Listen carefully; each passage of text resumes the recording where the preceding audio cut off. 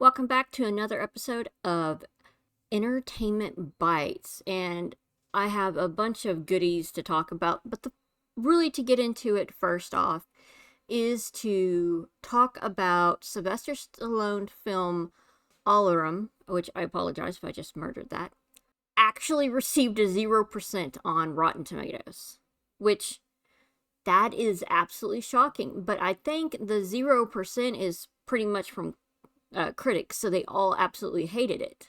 Which is odd, considering it has Sylvester Stallone, Mike Coulter, Scott Eastwood, and Willa Fitzgerald.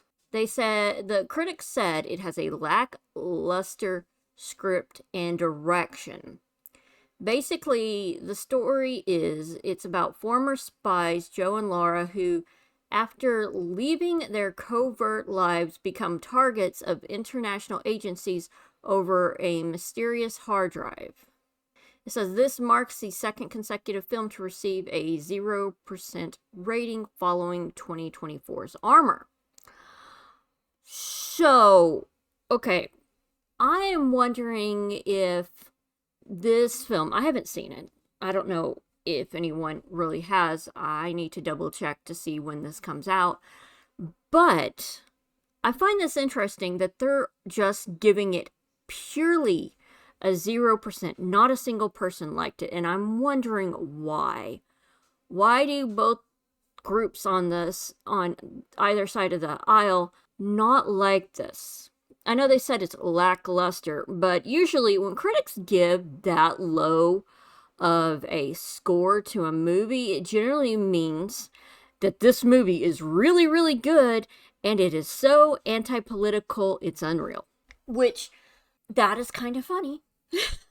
I know that some people are saying, oh, his career is over. I'm like, no, I don't think it is. So I'm wondering if this just means I need to watch these two films that have a 0% score and see it for myself on whether or not this is a really good film.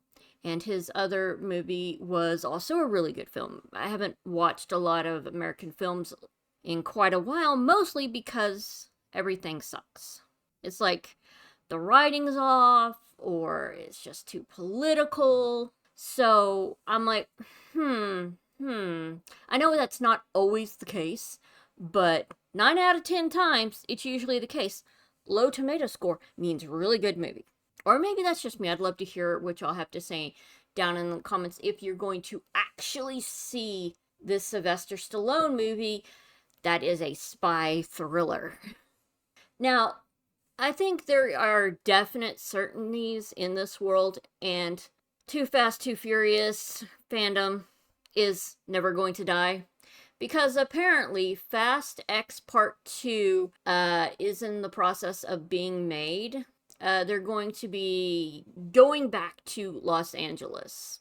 I stopped watching after a while because the movies just got more and more ridiculous, but more power to them. I know that there are a lot of fans that like the idea of a film that's basically check your brain at the door. It's like you're just there for gratuitous ridiculousness. And I think there are a lot of people that really dig that.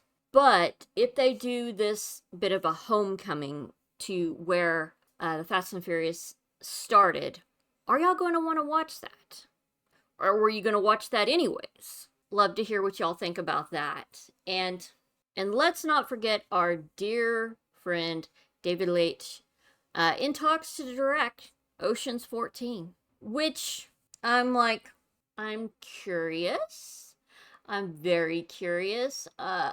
He's mostly known for his work on films like John Wick and Atomic Blonde. So, with that in mind, this could be very, very interesting if he is actually attached to the Ocean's 14 film.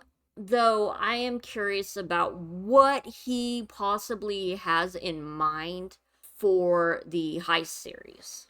Is it going to be good? Is it going to be bad?